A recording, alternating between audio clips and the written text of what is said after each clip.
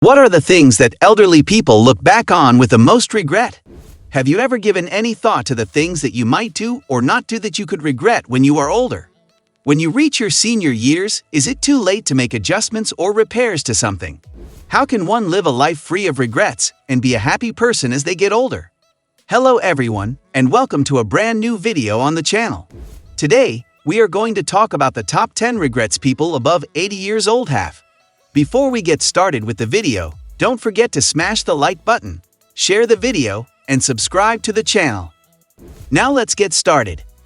Number 10. Regretting that you followed the crowd, hoping for approval. Even though you desperately wanted to say no, there is a good chance that you will come to regret every time you answered yes instead of no. People lament the fact that in the end, they became not themselves but someone else, both physically and emotionally, with the aim of impressing others, getting their approval, and blending in with the setting or the get-together they were attending. They do this in the belief that they will be accepted by those around them. It's possible that you'll come to regret the fact that you didn't have the courage and self-assurance to do what you really wanted to do, and that instead, you caved into the pressure imposed by the environment and the circumstances. Number 9. Being sorry for not taking all possible chances.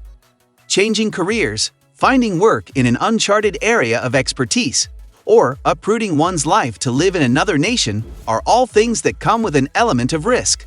In most cases, risk can be thought of as the opposite of chance.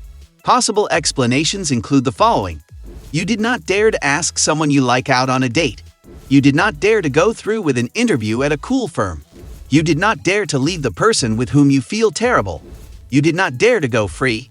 You did not dare to apologize to those who were offended by you. You did not dare to leave the person with whom you feel awful. Number 8. Neglect your health. Advice about the significance of engaging in physical activity, maintaining a healthy diet, obtaining sufficient rest, consuming sufficient quantities of clean water, and kicking unhealthy behaviors is likely to be addressed. And yet, it is difficult to overestimate the damage that a poor lifestyle does to our bodies. It gradually ruins both our bodies and our brains, and it leads to a variety of health issues such as coronary disease, diabetes, obesity, and Alzheimer's disease. The good news is that avoiding this problem entirely is far simpler than fixing it after it has already occurred. And even if your way of life is not even close to being considered healthy, you shouldn't beat yourself up about it. Rather, you should make an effort right now to take the first step toward developing more healthful routines. Do not be fooled by your mind as it continues to present you with compelling reasons why you should not go for a run today and why you should not go to bed early. Number 7. Deploring living inside the bubble. This has some bearing on the opportunities that were discussed previously, specifically the ones that you could be passing up at the moment. Staying within your comfort zone means you will miss out on the chance to meet new people as well as continue to consume the same foods and visit the same places. Working at the same job for the entirety of your life and clinging to a relationship in which you are miserable just so you won't be lonely are both terrible choices. When people keep doing the same thing for years, they later regret it. Don't even bother trying, and especially don't put yourself in any dangerous situations. You will almost certainly look back on all of this and feel remorse at some point. Number 6. Regretting that you betrayed your dream.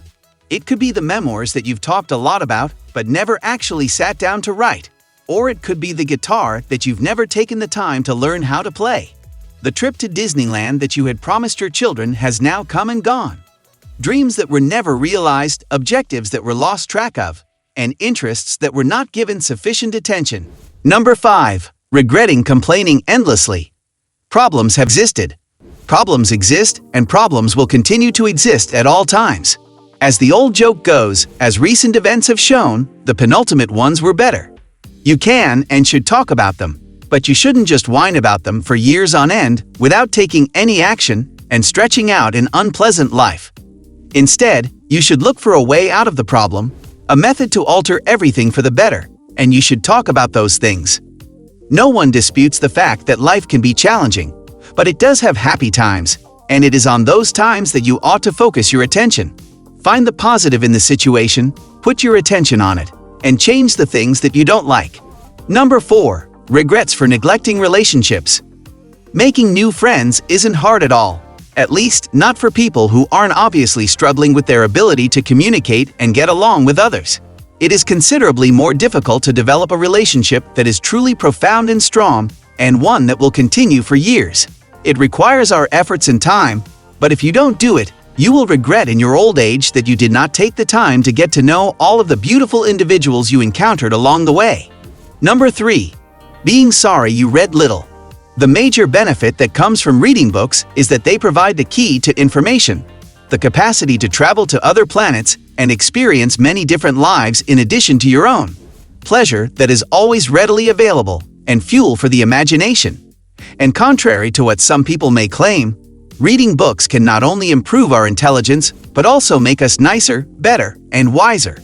Of course, not all of them. The most important thing is to make sure that adequate time and effort are spent on their selection and study. It would be a mistake and a source of regret to deny yourself all of this. Number 2. Regretting that you didn't play enough. For a long time, we have been indoctrinated to believe that games are not serious and that adults should not participate in such activities. This is not exactly the case. If you read or listened to Brené Brown, a professor of psychology at the University of Houston, she talks a lot about how essential playing and games are to our mental health, interactions with other people, and our ability to create new things.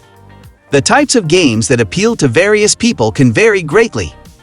Pillow fights, evenings spent playing board games, arm wrestling, watching movies at home, playing charades, and the chance to simply goof off with family and friends are all activities that can be incorporated into this event. The most important thing is to keep playing games so that you can maintain a healthy mental state, reduce stress, and build stronger relationships with other people. Number 1. Having regrets that you were too addicted to work. There is an increase in the number of people who are addicted to their work. Vacations are getting shorter. And in some countries, women are no longer compensated for taking parental leave. It is not a coincidence that there is a lot of talk about the so-called work-life balance in today's society, which is the balance between work and the rest of life. This ultimately results in the majority of us having to put in longer and longer hours at work. And when they are older, the person almost always has a great deal of regret over it. A palliative care nurse and author of the best-selling book, Top 5 Regrets of the Dying. All of the male patients she cared for expressed regrets about how much they missed their children as they were growing up, and how little they enjoyed the company of their loved ones as a result of their commitment to their work.